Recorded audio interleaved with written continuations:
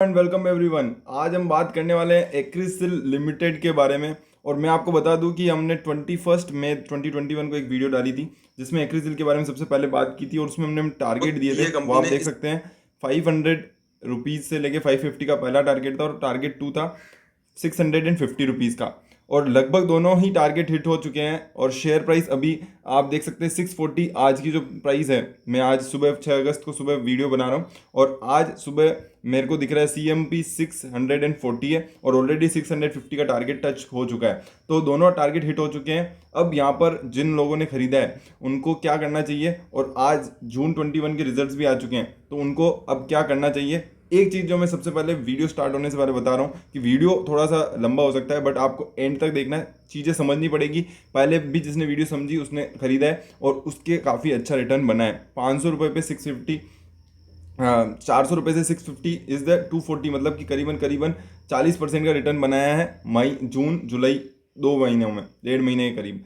तो आप देख सकते हैं कि कितना पोटेंशियल है कंपनी में। और दूसरी बात है, अभी एक रीसेंट अपडेट के हिसाब से 1,40,000 यूनिट फिर बढ़ाने वाले हैं, जबकि इनकी जो यूनिट कैपेसिटी थी, जो अब 7 लाख से बढ़कर 1,40,000, अब और कैपेसिटी बढ़ जाएगी तो 8,40,000 यूनिट की कैपेसिटी हो जाएगी, जो कि 20% एग्जिस्टिंग एक्सपेंशन है। और आपको ये जान के हैरानी होगी कि 5 लाख से 7 लाख उनकी लास्ट ईयर हुई थी, और अब ये 7 लाख से 8,40,000 इस क्वार्टर 3 में करने वाले हैं। तो क्वार्टर 3 में जो लगातार डिमांड बढ़ रही है वर्क फ्रॉम होम के चक्कर में, तो वर्क फ्रॉम होम के चक्कर में क्या होता है ना, ग्लोबल मार्केट में आपकी इंटीरियर की जो फैसिलिटी है वो यहाँ पर डिमांडिंग होने लगी है, क्योंकि लोगों को अब खुद का घर में ही रहते हैं दिन भर, तो उनको घर घर का जो इन्वायरमेंट है वो थोड़ा सा चाहिए कि थोड़ा सा और अच्छा हो। और कंपनी का जो मेन जो उनका काम है वो है कि कंपनी केरासिल ब्रांड के नाम से जानी जाती है, और साथ ही साथ इनके जो सारे प्रोडक्ट हैं वो जर्मनी से बन के, जर्मनी में जो इंजीनियरिंग होती है उसकी, और साथ ही साथ इंडिया में बनाए जाते हैं।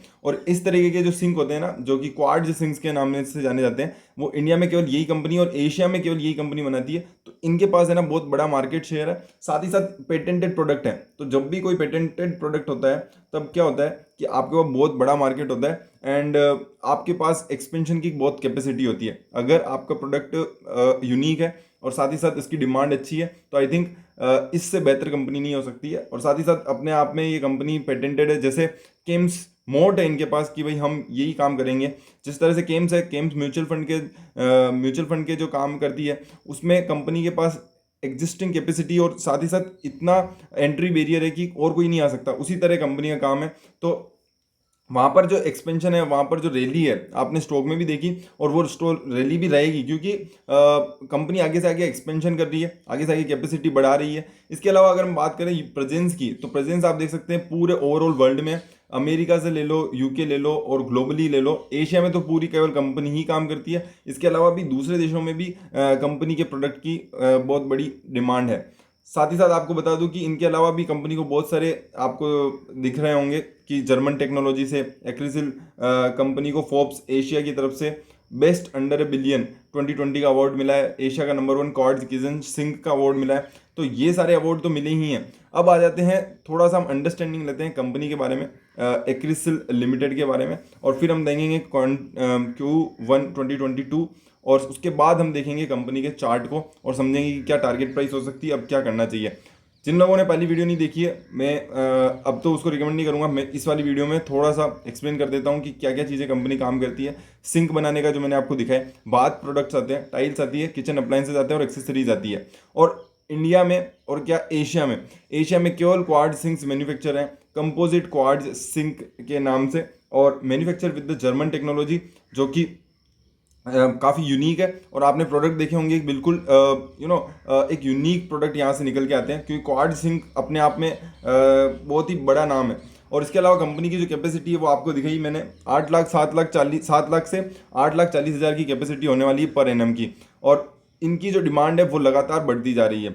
इसके चलते अगर हमने मैंने कॉनकॉल भी पढ़ी है कंपनी की, तो उसमें बताया गया है कि हमारी जो डिमांड है वो इतनी डिमांड आ रही है कि हमारे को बहुत फटाफट से कैपेसिटी को एक्सपेंड करना पड़ रहा है। और इसके चलते यहाँ पर केवल जो 4 कंपनीज हैं वही वर्ल्ड में इनके पास ये लाइसेंस है जो ये टेक्नोलॉजी यूज कर सकती है, और यहाँ की जो कैपेसिटी है उनको ये काफ़ी तेज़ी से बढ़ा रहे हैं, और एशिया के साथ साथ जो दूसरे ग्लोबल फुटप्रिंट्स हैं उनको भी यहाँ पर बढ़ाते हुए नजर आ रहे हैं। क्वाड सिंक की कैपेसिटी मैंने आपको बता दी कि ये आने वाले समय में 5 लाख की यूनिट थी इनके पास, फिर उसके बाद 7 लाख हुई, 7 लाख से अब 8,40,000 हो चुकी है। और ग्लोबल कैपेसिटी की बात करें तो 50 से 55 लाख की टोटल कैपेसिटी है, which gives a market, global market share इनको मिल रहा है 9 से 10% का, और वो अब और एक्सपेंड होगा, तो वो वहां से ना जो आप देख सकते हैं कि कितना बड़ा रेवेन्यू यहाँ से आता हुआ दिखेगा।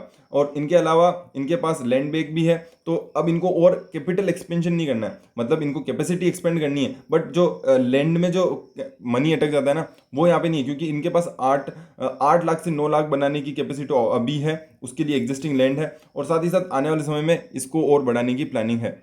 एक्सपेंशन की तो बात मैंने आपको बताई दी है कि 20% एक्सपेंशन और यहाँ पर लाने वाले हैं, 15% और एक्सपेंशन आने वाला है। डील विथ आइकिया की बात कर देते हैं। जो डील है, आइकिया सप्लाई एजी स्विट्जरलैंड के साथ यहाँ पर इनकी मैन्युफैक्चरिंग की डील हुई है, and supply of composite quartz kitchen sink for their global requirement. तो यहाँ पर इनके साथ स्विट्जरलैंड में भी इन्होंने टाई अप किया हुआ है, और Acrisel will start Eastern European countries and Russia first, and then will slowly move into the other geography. तो ये देख सकते हैं आप, जियोग्राफिकल एक्सपेंशन की भी यहाँ पर बातें चल रही है।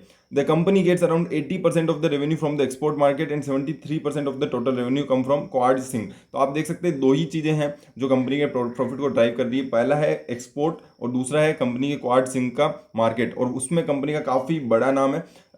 ओवरऑल एशिया और ग्लोबली में काफ़ी बड़ा यहाँ पर कंपनी का एक्सपेंशन है। साथ ही साथ अगर हम रिजल्ट देखें तो ऐसी कंपनी जिसने क्यू ऑन क्यू भी ग्रोथ दी है और वाई ऑन वाई भी ग्रोथ दी है, तो ये बहुत ही कम कंपनियों ने इस बार दिया है, और जिन कंपनी ने दिया है वो असली में कंपनी है जो कि जिन्होंने कोरोना काल में कुछ सीखा है और उसको एक्सपेंड करने की यहाँ पे एक्सपेंड किया है। तो आप देख सकते हैं कि अगर हम टोटल इनकम की बात करें तो टोटल इनकम पे आप देखेंगे कि पिछले साल इनकी 3,722 लाख, मतलब कि 37 करोड़ की से बढ़कर रेवेन्यू 85 करोड़ हो चुकी है, और पिछले क्वार्टर की बात करें तो 84 करोड़ की यहाँ पर टोटल इनकम निकल के आती है। तो आप देख सकते हैं कि क्वार्टर एंडेड रिजल्ट्स काफ़ी स्ट्रॉन्ग रहे हैं। इसके अलावा प्रॉफिट की अगर हम बात करें तो प्रॉफिट आप देख सकते हैं लगभग आपको यहाँ पर 4 गुना होता हुआ दिख रहा है, क्योंकि 500 करोड़ से 5 करोड़ से बढ़कर 18 करोड़ के लमसम प्रॉफिट हो चुका है, जो कि करीबन 3.5 टाइम्स होता है। और इसके अलावा अगर हम लास्ट क्वार्टर की भी बात करें तो लास्ट क्वार्टर कंपेरिजन में भी 1.5x प्रॉफिट हो चुका है, 12 करोड़ से बढ़कर 18 करोड़ का यहाँ पर प्रॉफिट कंपनी ने दिखाया है।